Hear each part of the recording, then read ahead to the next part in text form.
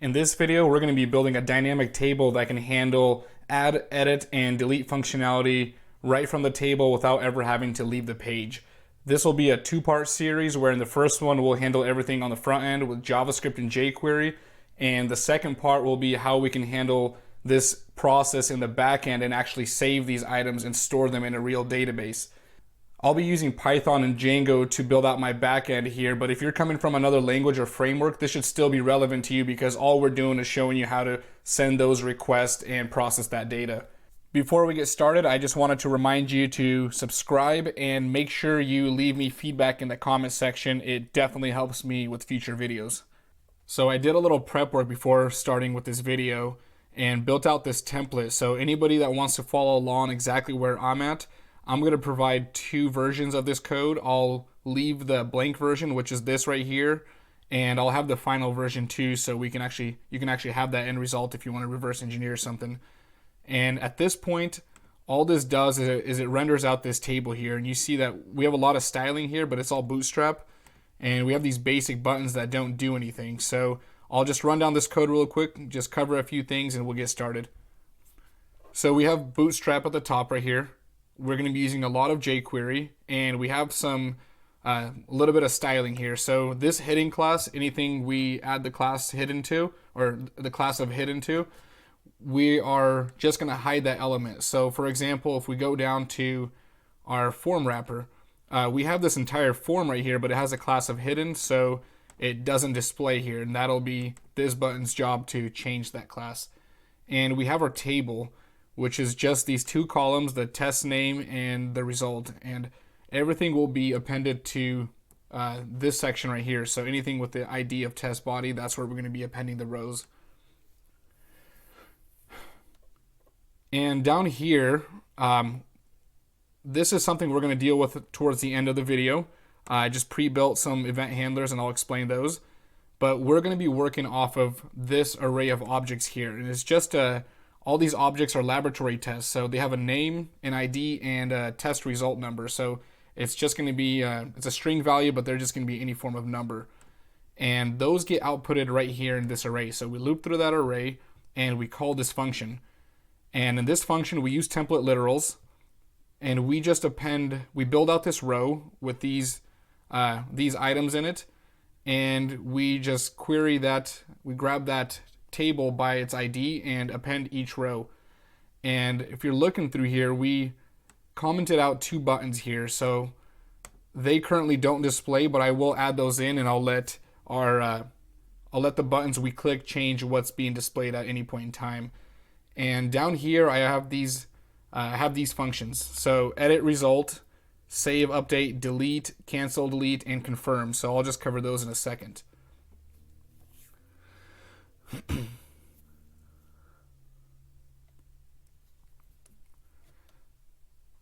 So we want to start off by uncommenting these buttons right here and actually have a dynamic way of handling them. So if I uncomment those, that's just 4 buttons in one cell. And what's supposed to happen here is we're supposed to have that delete and save button displayed at the beginning. And when we click delete, we want cancel and confirm to show up to replace the delete and save button. And if we hit cancel, we want delete and save to pop back up. But if we press confirm, we want this whole row to disappear and that item to be deleted. So let's get started with that section.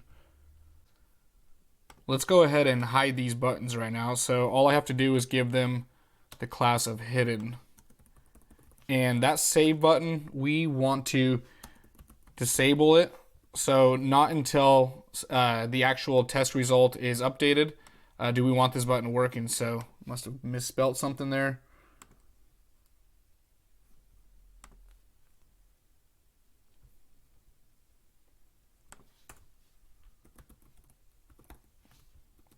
Okay, that should do it. Okay, perfect. So this button will update only when we start adding this in. So every single one of these buttons is going to have a unique attribute and a custom ID, so we know the associated test that was clicked with that button. So let's go ahead and do a little prep work here. And we're going to add a custom attribute of test ID to each one. So the test ID is just going to be that object ID that gets added in the loop. And I'll go ahead and paste that in with all of these. And I'll do this after disabled for the save button, and the same for cancel and confirm. Okay, so they all have the attribute of test ID, which means that we can, on the associated click in the function, we always want to access that. So let's just say test ID, and we can grab that by running this dot value, and this is jQuery, and setting test ID. And we're going to need this with every single function, so I'll just go ahead and prep that for all of these.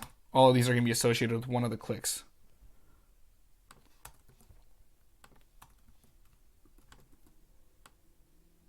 And with that, we're going to need to grab the ID of each button. So let's just say each button will be named the type of button. So if this is a delete button, the ID will be delete dash and then the object ID. And this will be the same for save, except for we'll just call this save, and cancel. And finally confirm here.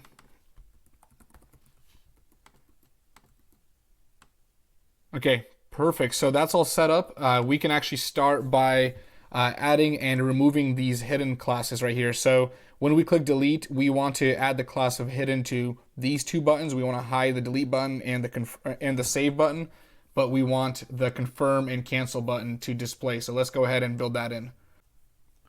Because we have the test ID, it should be very easy to grab all the buttons. So let's query all 4 buttons. So the delete button, we can grab that by simply using the ID of delete, and then we throw in the test ID here that we just grabbed. And that's following this method right here.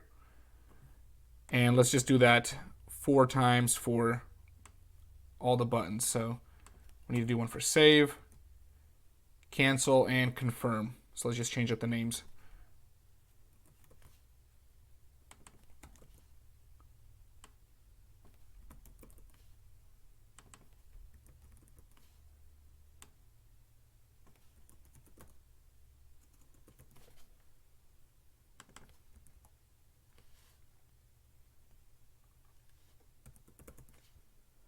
Okay, so now that we have the buttons, let's go ahead and add the class of hidden to the delete and the save button.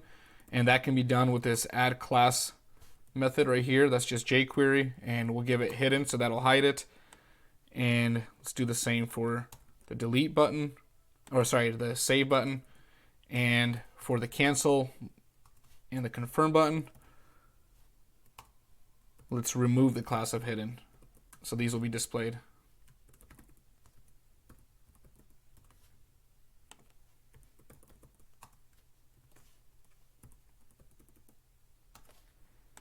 Okay, so all we need to do is add an event handler that triggers this function. So in this loop, as we're creating each button, let's just grab the button again by its ID and add that event handler. So delete dash, and then we'll throw in the object ID. And on click, let's throw in delete, not delete button, but the delete test function. So let's make sure everything's working so far. Looks like we have a little bug. Let's see what's going on.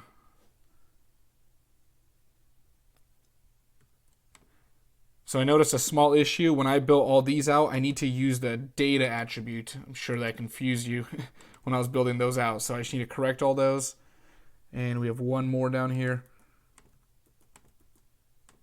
And that should do it. So delete, there we go. So as we click delete now, the delete and save button hide, cancel and confirm show up. So right now I want to work on the cancel button. So when we hit cancel, I want delete and save to show back up. And when I hit confirm, I want to delete that row.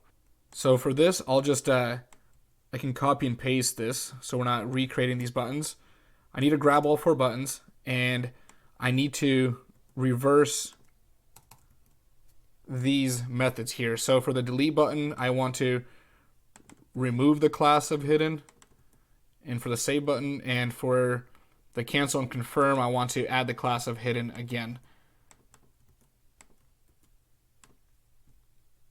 So now we hit delete and cancel. Another issue. Let's see what's happening here. Oh, I didn't add the event handler, so I need to throw that in here.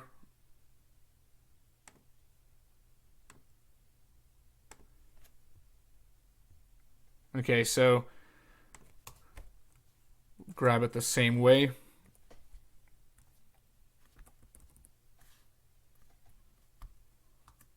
So cancel, and then again, we're following this method now, and we just grab the object ID.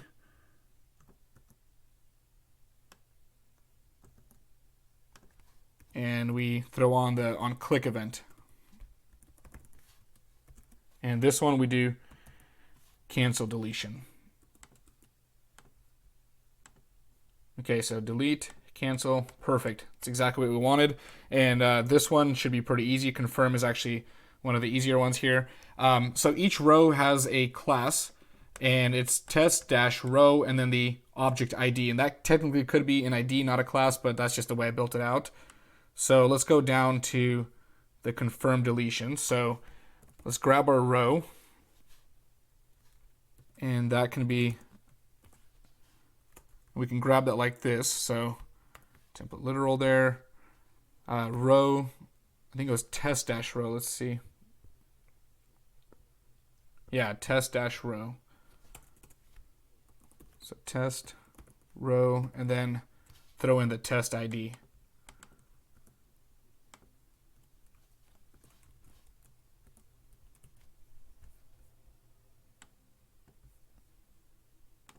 And all we do is go row.remove, and that just takes out a row. And let's add the event handler that activates the function. So we want to activate this when confirm is clicked.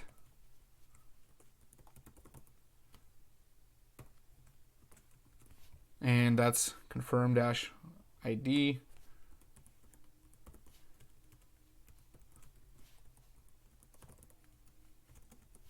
And the confirm deletion function. Okay, so delete, cancel, delete, confirm. Alrighty, so we just finished up removing an object, and now we need to throw in an event handler that activates on click an input field here and allows us to update that and remove this disabled button when we start typing, and then we'll handle that save process where when we click save, we'll have a little flash appear here showing us that we saved it, and it'll disable that button again. Before we start working on the edit result function, I actually need to throw on the ID to this table cell right here. So we currently don't have anything there right now, but it's going to follow the convention of what we have here. So we're going to do result and then the object ID. And we need to give it the data attribute too, because we need to access everything the same way. So now rather than a button being clicked, it's when we click on that table cell. So we have result and the custom ID. So now we can work with it. And I'll make sure to throw this into double quotes here.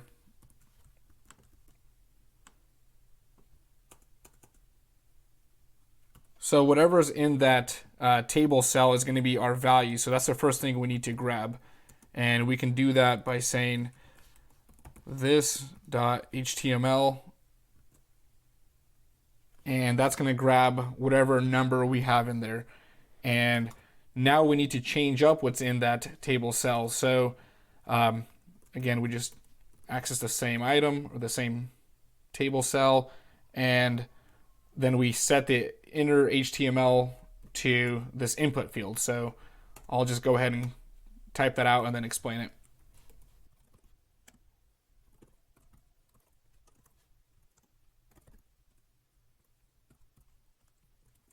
So we're going to set the value to, so we're basically grabbing that text and we're throwing it into an input field. So we throw it into the value right here.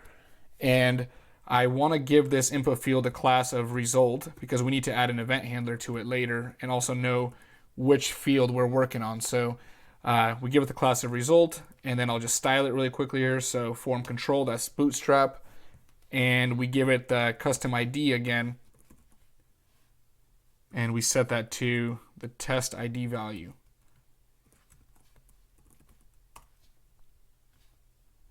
And that should take care of that for us right now. And I believe at this point I just need to add an event handler to call this function. So edit result, let's go ahead and use that here. So we call that result, and the object ID, and then again an onClick method.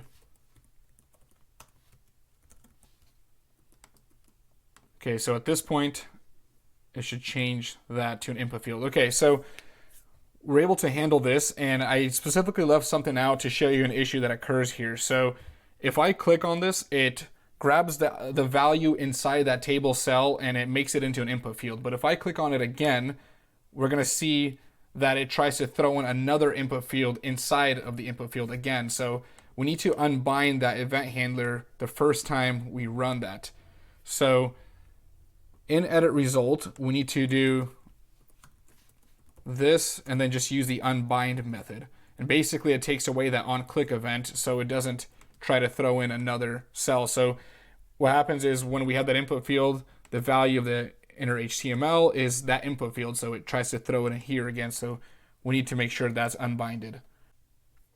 And before I start adding the key up events, I want to make sure to clear this up right here. That needs to be test ID because that's the method we're going to use to call it. So we're going to use the result class to access this. So result on key up, and we'll build a function right in here.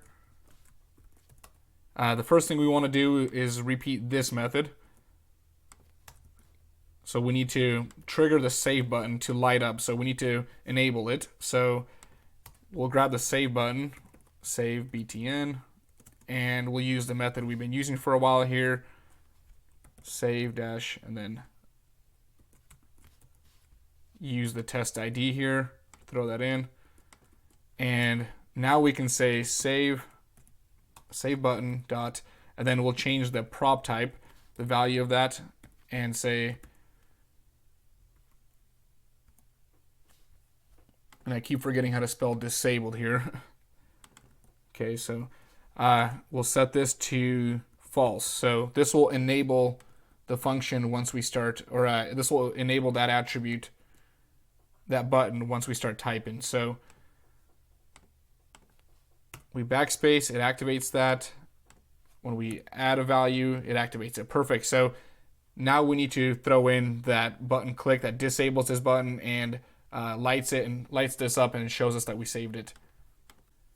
And that save method is actually pretty easy to handle. We'll use this save update function right here that we pre-built. So let's grab the save button.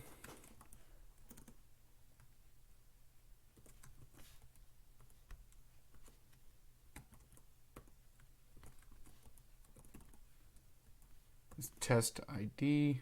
There we go. And let's grab the row. So we need to use this right here. So class test row object ID. And at this point, where did that go? Here with the save button.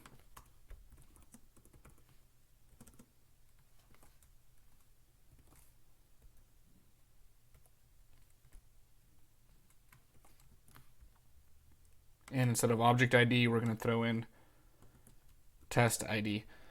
Okay, so we want to first grab the save button and set the prop of disable to true. So we want to disable that button after we save.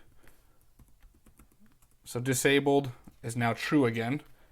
And we want to change, have some kind of physical appearance that displays something that shows that something happened actually. So we'll set the CSS and we'll go to opacity. And we'll just make that, we'll just change up the shade here, and we'll just set it to be see-through there. Need to put that in double quotes. And I totally forgot that the row is actually a class, I believe. Yeah, we're supposed to access it by class. And now we can give this a test. Save. Okay, perfect. That color changes. So what we want to do is wait. Once the object is updated, we want to wait a few seconds. Maybe we'll just do 2 seconds and set it back to its normal color. So let's just use the set timeout function for this.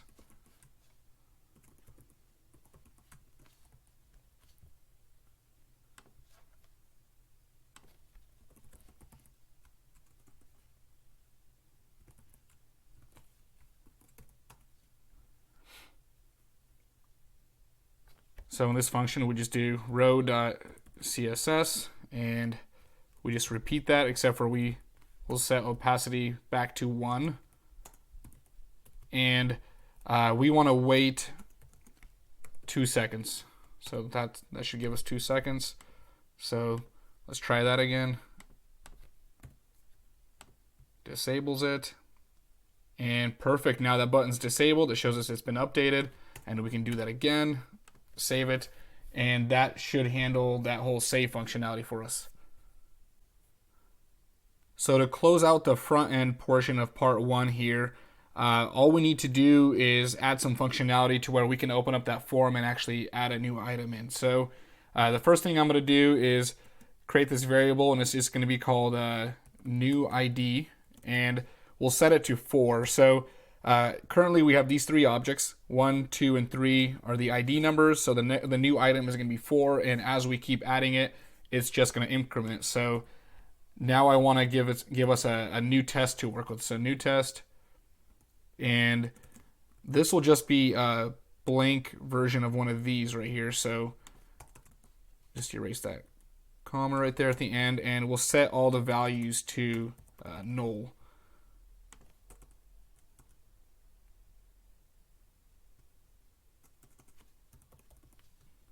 So that gives us a new test, and when we click this add test button up here, where's that button at?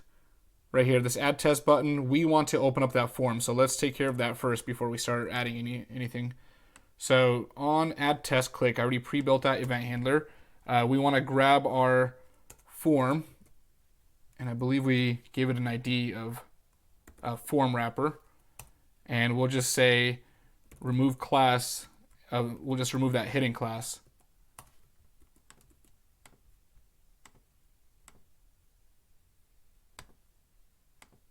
Let's see what didn't work here. And I'll just make sure that we call the form. Okay, so it was a class, not an ID. So let's go ahead and change that. Okay, so that should do it. Okay, add class. There we go. We're able to start adding in here. So now we need to handle some change methods and key up. So look at the IDs we set here. So the input field, or the options that we have, this is called test name. So it's ID test name. So on test name change and on test result. So let's throw those in. So test name on change, we'll set the value of new test, and I think these should probably be, I'll throw this up here just in case. I think it needs to be above, but I'm not sure. Actually, let's grab this ID. Totally forgot to do this. That'll be the new ID at all times. So on change, let's get this test, the new test object, and we'll set the name value equal to whatever value we changed it to. So we'll do that, and then we'll console out the new test. And let's do the same for test result. So new test dot result, and it's going to be the value on key up this time. And same thing, we just want to console that out. So let's make sure this is working before we actually process it. Okay, add test on change. There we go. That's our object. And as we start typing, we have our new value. Perfect. So let's actually handle this submission. So when we click this this add button, we want to go ahead and add that and clear out that original object so we have room for a new one. Okay, so before we just go and add the test, we need to write a little condition here to make sure everything checks out. So we want to make sure that the new test has a name. So if new test is null, let's go ahead and cause an alert and say no name selected, no test selected. And it won't let us do anything. If we do have a name, if that value did change, let's go ahead and call this add row function. And instead of that right there, we'll just throw in the entire object of new test. So new test is it's the same thing as one of these in a loop. So it's just going to run through that method and append it to our form, add those event handlers and all the buttons. So that should handle itself pretty well. And let's see if that works before we do anything else. So flashpoint, add, perfect. And if we keep adding, it's just going to stay the same. What we want to do now is clear out that object and close our form. So once that's added, let's go ahead and change the test name value. So, or the form, so test name. And we'll set the value to empty. And we'll do the same thing for test result. And I believe we called it, just result. And finally, we want to set the wrapper of the form wrapper. It was a class, yep. And we'll just add the class of hidden, and that should do it for us. So let's go ahead and add this in and make sure it all works. And in this case, we're adding.